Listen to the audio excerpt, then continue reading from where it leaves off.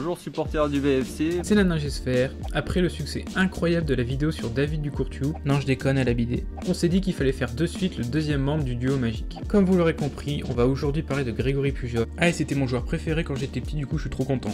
Vous vous en foutez mais je vous le dis quand même.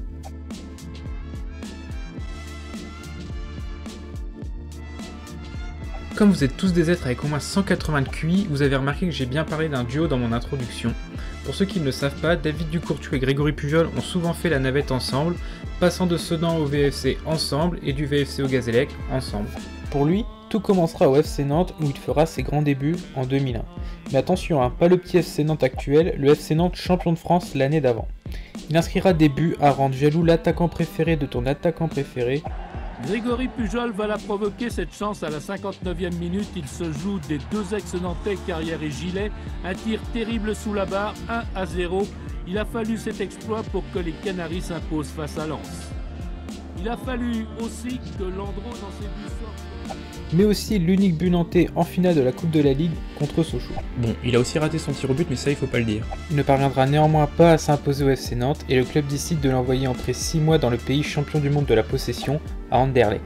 Certes, il ne disputera que 14 matchs à Anderlecht, mais aura quand même l'opportunité d'inscrire 4 buts. En dan Pujol, hij trapt hem binnen. Ja, het is gebeurd. Kijk eens aan, Sarki. Sarkin, er voorbij. Pujol, 2-0.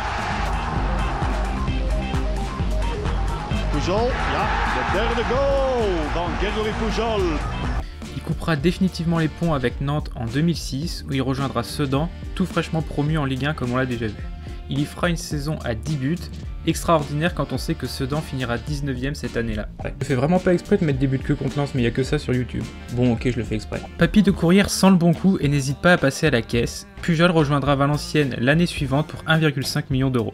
La première saison sera un peu difficile en termes de statistiques, mais c'est un peu normal quand on sait qu'il était en concurrence avec un certain Steve Savidan. Si certains sont un peu dans la lune, Grégory Pujol a bien les pieds sur terre en cette fin du mois d'août 2007 et la tête dans les étoiles.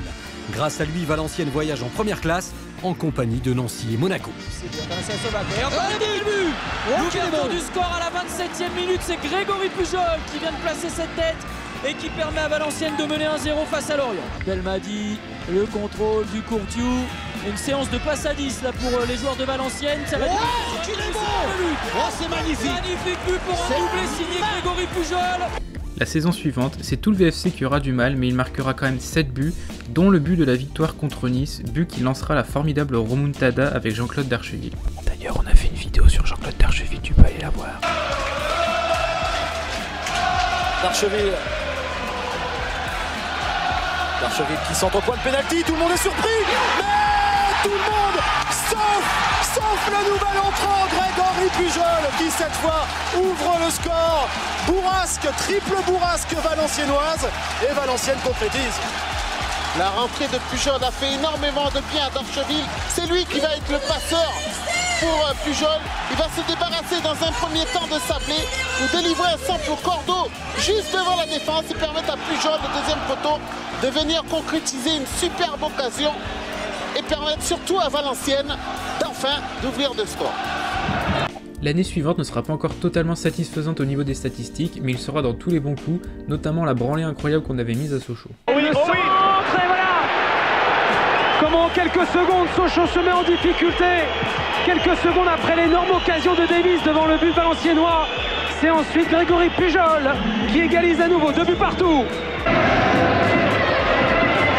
Le centre de Ben Kalfala et 5e but avec Pujol, le doublé. Pujol qui prend le dessus devant Teddy Richer. La déroute sochalienne est totale. Pour la saison suivante, ce sera un peu long de mettre les 17 buts, donc ce que je vais faire, c'est que je vais en sélectionner les plus beaux. Et pour ceux qui veulent voir les 17 en intégralité, je vais mettre en ligne en même temps que celle-là une autre vidéo où il y a les 17 buts.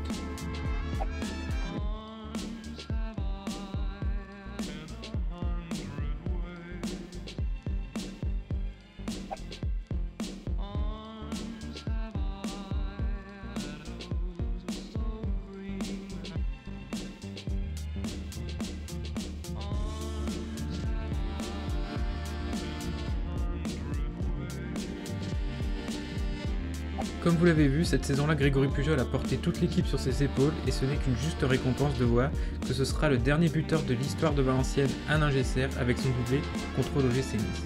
La saison suivante sera un cauchemar, mais il sera quand même le plus grand artisan de la première victoire valenciennoise au stade du Hainaut. Ballon pour l'ouverture du score. Danick, que l'on va retrouver sur le deuxième but de Valenciennes, c'est lui qui délivre cette passe inspirée à Pujol. Déplacement de Renard des surfaces, ballon piqué, VA mène 2-0. Le festival a débuté. Sur le troisième but, Grégory Pujol, qui n'avait pas encore marqué cette saison, n'a besoin de personne. Toujours en délicatesse avec son adducteur droit, il a la solution pour être quand même efficace. Personne m'attaque, c'est vrai que j'arrive avec le ballon devant la surface. Bon, je prends l'intérieur du pied gauche. À cause de l'adducteur, je peux pas frapper le pied droit, donc j'ai pris le pied gauche. Cette blessure le poursuivra encore pendant la saison 2012-2013. Et puis la saison 2013-2014, je propose qu'on n'en parle pas. Hein. Ouais, on n'en parle pas. Ouais, je pense que c'est mieux, on n'en parle pas. Tout comme du Courtiou, il quitte Valenciennes au moment où le dépôt de bilan est prononcé, pensant que c'en est fini du football à Valenciennes. Il n'aura pas pu dire adieu à son public, injustice qui sera réparée l'année d'après avec le mortel VFC Gazélec. En gros, pour ceux qui dormaient au fond de la classe, étant donné qu'Ajaccio et Orléans gagnaient, si Valenciennes ne gagnait pas son match contre le Gazélec, c'était la relégation en national et ce coup-ci, le vrai dépôt de bilan. Valenciennes est mené 1-0 et Pujol a l'occasion de tuer le match, mais heureusement pour nous, il va rater le cadre et Valenciennes finira par s'imposer 2-1. Pujol se fera un dernier kiff en Ligue 1 avec le Gazélec où il inscrira quand même 5 buts.